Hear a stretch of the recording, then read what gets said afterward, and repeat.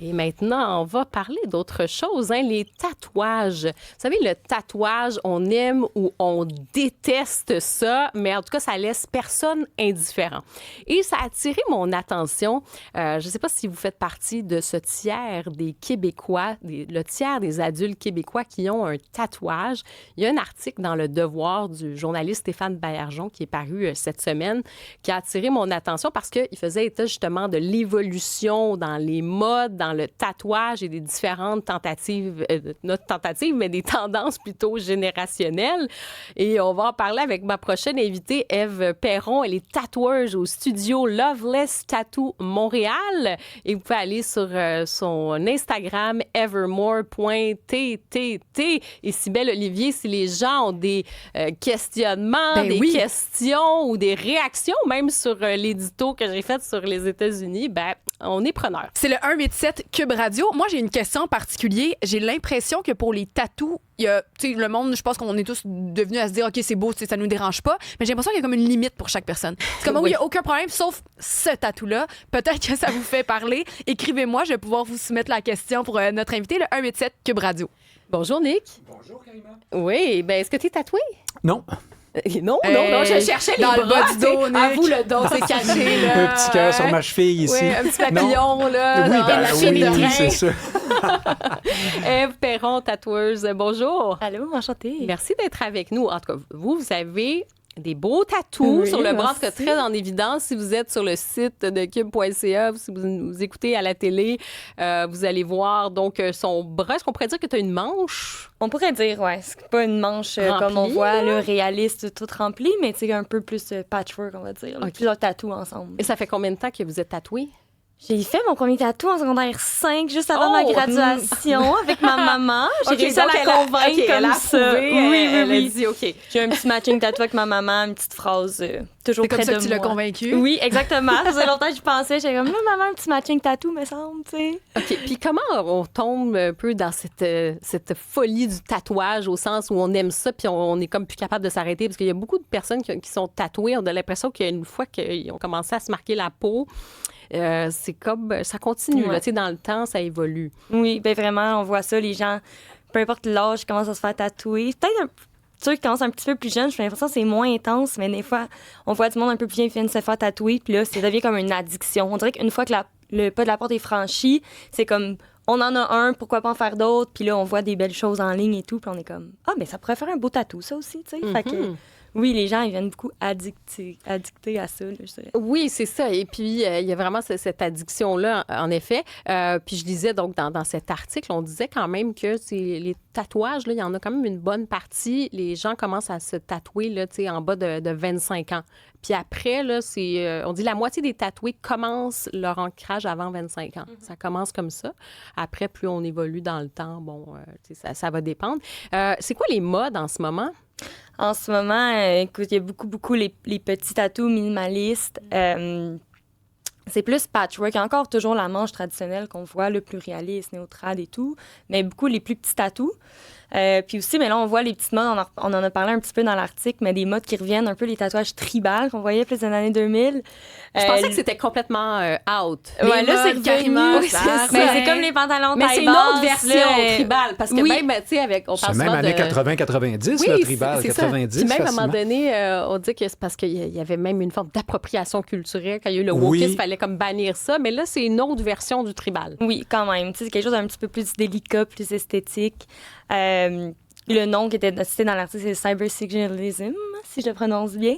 Puis ça, on voit ça quand même beaucoup, là, c'est revenu. Fait qu'autant les tatouages dans le bas du dos, puis les petits trucs un peu... Moi, j'en ai sur les hanches aussi. Il y en a qui reviennent vraiment avec le tribal qu'on voyait là, autour du bras et tout. Mais là, dites-nous, parce qu'il y a peut-être des gens qui nous écoutent qui disent de quoi ils parlent, le tribal, de que c'est... De comment que... Ben, tu sais, c'est vraiment les... Oui, donc les c'est quoi exactement là, on en voyait beaucoup autour du bras, là, tu sais, avec comme les petits spikes, là, souvent c'est noir foncé, c'est pas nécessairement un motif, quoi que ce soit.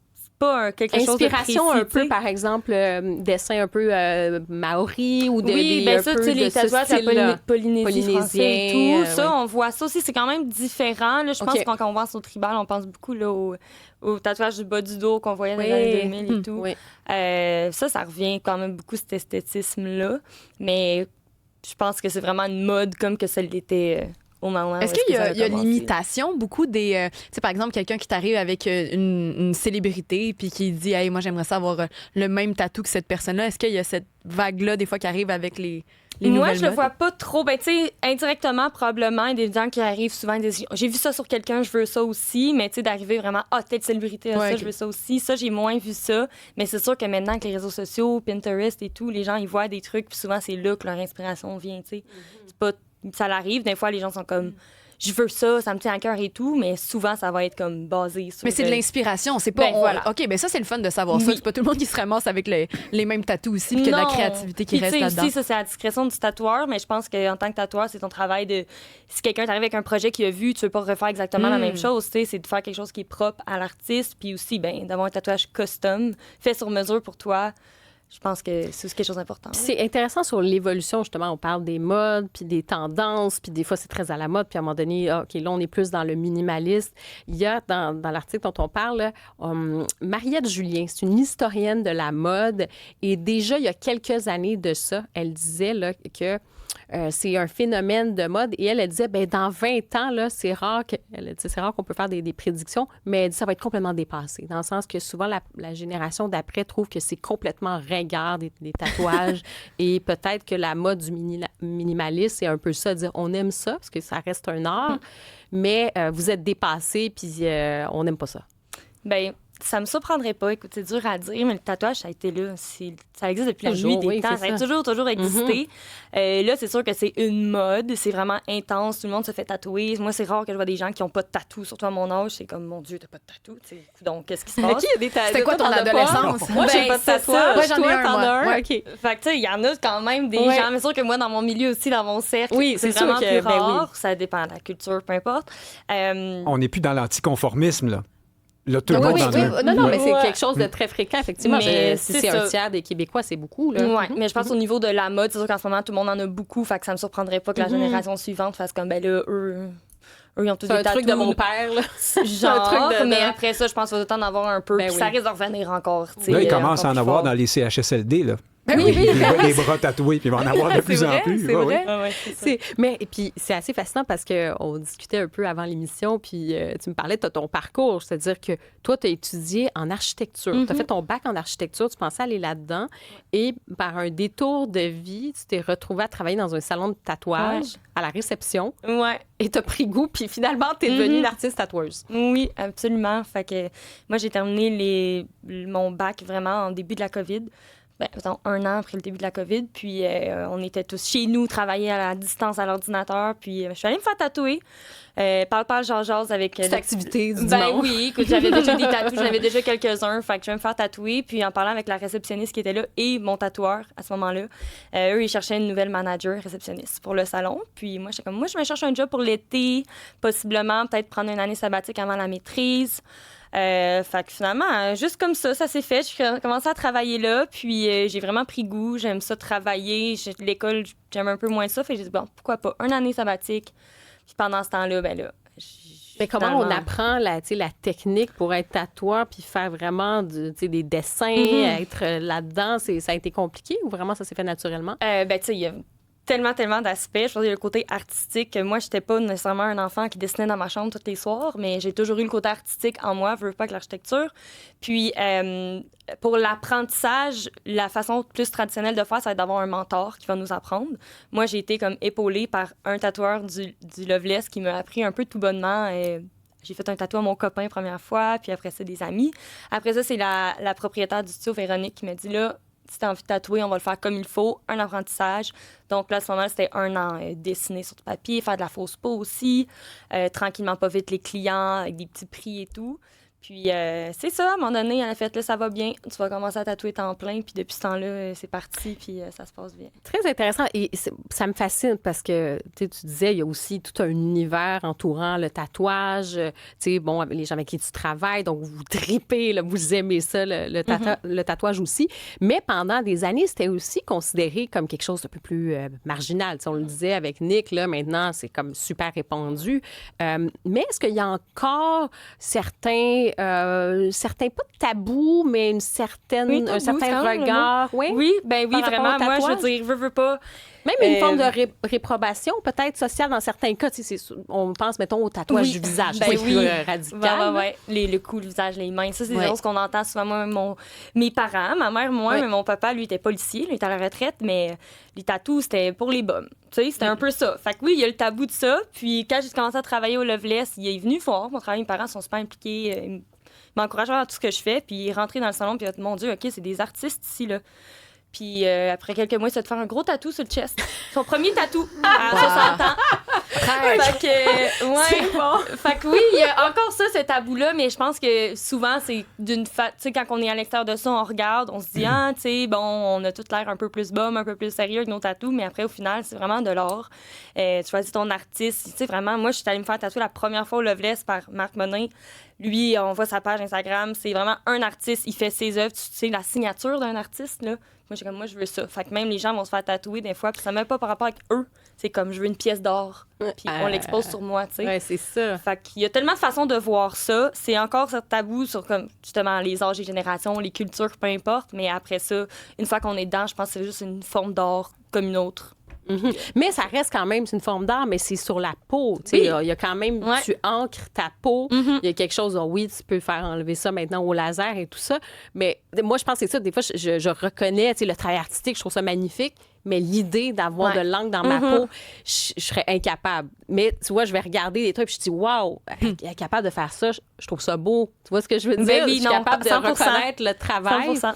Mais je sais pas si on a des commentaires. Un en si belles. particulier qui m'interpelle, c'est Julien qui nous dit, moi, ce qui fonctionne pas du tout, c'est les tatous comme les manches qui sont complètement noires. Ah oui, ça, Quelle c'est est l'idée blackouts. derrière ça? C'est quoi ça? Ben, il y a plein de choses. Il y a des gens vraiment qui aiment l'esthétisme de ça, mais il y a aussi beaucoup il y a des gens qui vont faire ça, qui ont des tatous qui aiment plus, justement, qui vont faire un blackout, ils vont faire, bon, ben, tant qu'à faire, je vais faire. C'est vraiment aussi une sorte d'expression, là, je veux dire, la manche toute noire, le blackout ou les jambes, peu importe. Oui, les jambes, Mais, c'est vrai. Souvent, ben, je dirais que moi, j'ai pas vu ça, quelqu'un qui avait aucun tatou qui est venu se faire un blackout. Oui, c'est ça, il Tu vois, part. les gens ont des tatous, puis là, c'est un peu en mode, bon, ben, je les aime plus, je vais faire la manche, le blackout. Il y a tellement de choses qui se font avec ça, même avec l'encre blanche et tout, mais c'est vrai que c'est vrai que ça peut saisir. Puis c'est un drôle de hasard. Hier, je me promenais OK, pour ne pas dire, là, j'étais sur le plateau Beau-Royal et il y a quelqu'un, effectivement, qui avait ce blackout, c'est ça? Blackout sur le bras et aussi sur la jambe, tatou dans le cou, tu sais, jusque vraiment à la base, là, presque du cou, comme du trempé. visage. Là. On a chaud, Non, hein? pas, On a comme l'impression qu'il est trop habillé. C'est ça, pas de blackout partout, mais je veux dire, les tatous jusqu'en haut, une bonne partie. Puis c'est vrai que ça frappe quand même l'imaginaire de ça. Puis je pense que tu avais d'autres réactions, Oui, Cybèle. quelqu'un qui se demande si tu composes beaucoup avec la réalité de l'appropriation culturelle parce qu'il y a des tatous asiatiques qui sont souvent, qui sont magnifiques et des gens peut-être veulent en avoir sur eux. Est-ce que tu as une réflexion derrière ça ou est-ce que c'est l'art pour l'art? je pense que ça aussi, c'est personnel à l'artiste. Moi, pour moi, c'est quelque chose qui, je trouve que c'est un peu sensible, l'appropriation culturelle. Fait que souvent, si je sens que je dépasse une genre de limite, je le fais pas. Après ça aussi, ça dépend le style de tatouage. Je suis quand même versatile dans les styles de tatou que je fais, mais il y a des trucs que je fais pas, là, tu sais. Fait que les tatous comme les tatous de la Polynésie qu'on voit et tout, moi, j'en fais les pas. tatous tribaux dont tu parlais tantôt? Ouais, ben tribal, là, c'est sûr que tribal puis ces tatouages-là, c'est quand même différent. Mais ouais, la chose de l'appropriation culturelle, c'est vraiment une grosse question, je pense.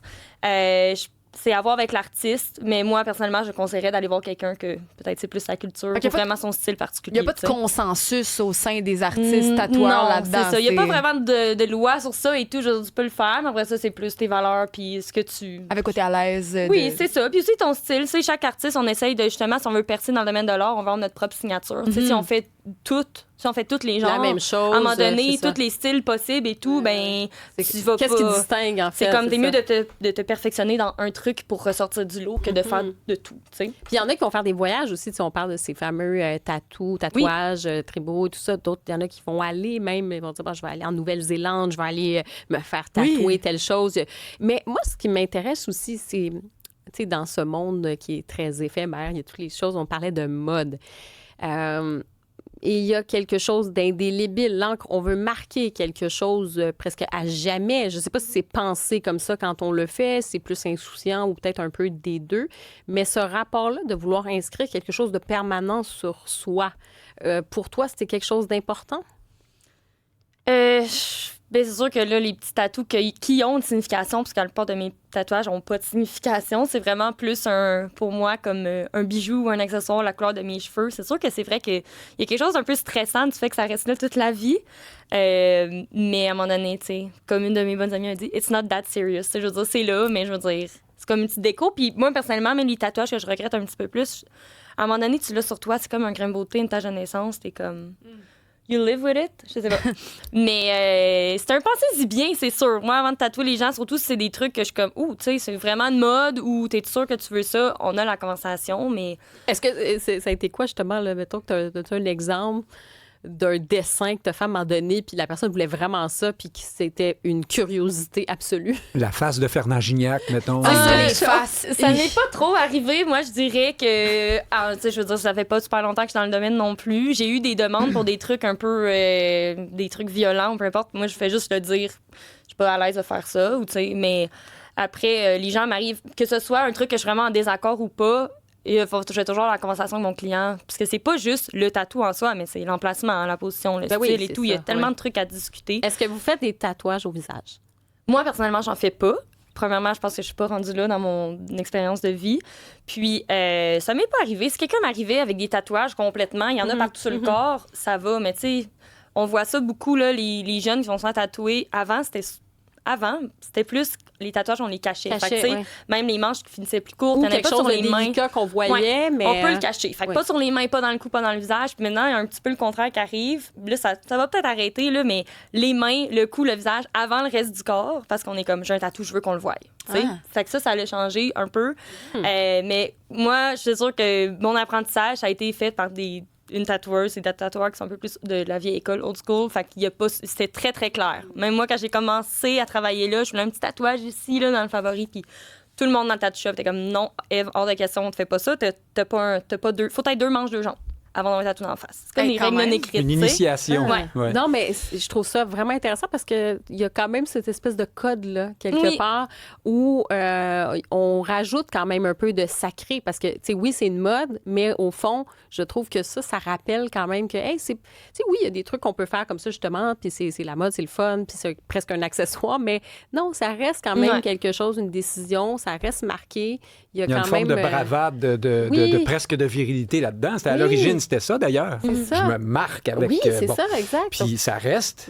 Moi, d'ailleurs, c'est pour ça que j'en ai pas. C'est parce que pour moi, c'est comme si je m'achetais une chemise là, que je porterais tous les jours de ma vie jusqu'à la fin des temps. Je suis pas sûr d'être sûr de mes goûts à ce point-là.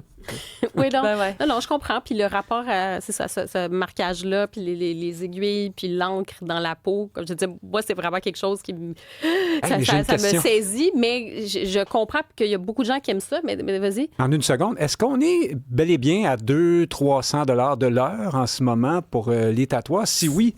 Ça va dépendre des tatoueurs. T'as pu quitter l'architecture sans perdre...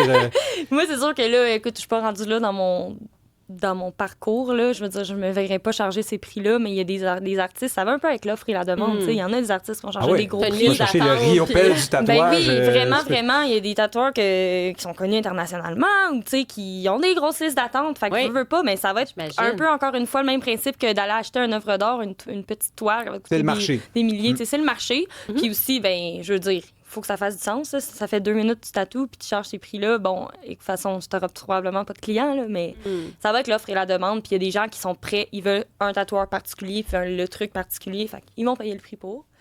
Mais c'est ça. Il faut magasiner. Tu sais, si ton tatoueur, il charge 30$ l'heure, je veux dire, peut-être magasine un peu plus. Là, bon. Puis, mais là, est-ce que vous sentez quand même qu'il y en a beaucoup? Est-ce que l'offre est pas... la demande est là en ce moment ou vous avez l'impression que ça a descendu? En ce moment, de quoi, les tatoueurs entre vous? Oui, là? c'est ça. Le coût de la vie, tout est cher. Donc, la demande, je pense qu'il y en a autant, sinon plus, parce qu'il y a plus de gens qui veulent se faire tatouer. Qu'est-ce qu'on a vu pendant la COVID, c'est qu'il y a beaucoup, beaucoup de nouveaux tatoueurs. Travailleurs autonomes, c'est quand même un travail qui est intéressant. Puis je veux dire, je veux pas, depuis la COVID, un peu comme moi, je me suis retournée vers autre chose, mais aussi des gens qui ont prêt à tatouer chez eux. C'est tellement accessible. Là. Tu peux regarder des vidéos YouTube, commander du stock en ligne, qui est à ne pas faire, je dirais. Mais il y en a tellement qui l'ont fait. Il y a beaucoup, beaucoup, beaucoup, beaucoup de tatoueurs, des studios privés et tout. Fait que là, je veux pas... Honnêtement, tout le monde dans son entourage connaît quelqu'un qui tatoue, tu sais. Fait qu'on va voir nos amis.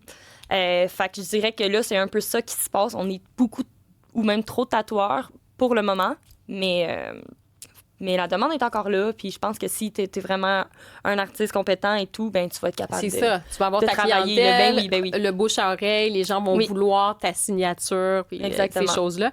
Puis pour l'angle comme tel, évidemment, il faut s'assurer que le salon de tatouage, tout se fait dans les règles de l'art, hygiène, Ouais. parce que oui, les artistes sont là, mais il y a tout cet aspect-là, donc pas choisir n'importe quoi, Non. puis n'importe qui, Exact. faire attention à ça. Puis les produits, parce que ça, c'est aussi des questionnements qu'on peut avoir, les produits, tu sais, est-ce que je me mets quelque chose qui est toxique? Je sais pas exactement ce qu'il y a dans les compositions des encres. Est-ce que c'est quelque chose sur lequel vous travaillez? Vous avez des préoccupations? Oui, ben veux pas, il y a eu dans les dernières années là, des trucs en Europe comme quoi qui avaient banni certaines encres et tout. Je pense dans le même ordre d'idée que plus tôt, savoir quelqu'un qui tatoue chez eux, c'est pas super sanitaire, on sait pas où est-ce qu'ils achètent ce matériel, c'est quelque chose, mais d'aller dans un tattoo shop réputé, veux pas, là, il y a les assurances, puis tout le matériel, c'est que ça vient de des places fiables, des bonnes compagnies fiables, les encres, les aiguilles, tout est super. Il n'y a pas de la question de stérile, là. Je veux dire, la stérilité, c'est une autre histoire, là, mais les trucs sont propres, on n'utilise jamais les mêmes aiguilles, tout est emballé. Oui, c'est fait ça. que- Donc, vraiment, tout est là. Oui. Puis, en terminant quelques secondes, votre spécialité, Ève, c'est quoi? Moi, j'essaie de me spécialiser vers le micro-réalisme. C'est ça qui m'intéresserait, mais pour l'instant, je fais pas mal de tout encore, là, les petits tatous minimalistes. Un peu de tout. Oui. Ben, merci beaucoup, Ève Perron. C'était un plaisir. Et puis, bonne continuité. Un gros dans ce merci. travail Merci pour artistique. l'invitation aussi. Merci à vous.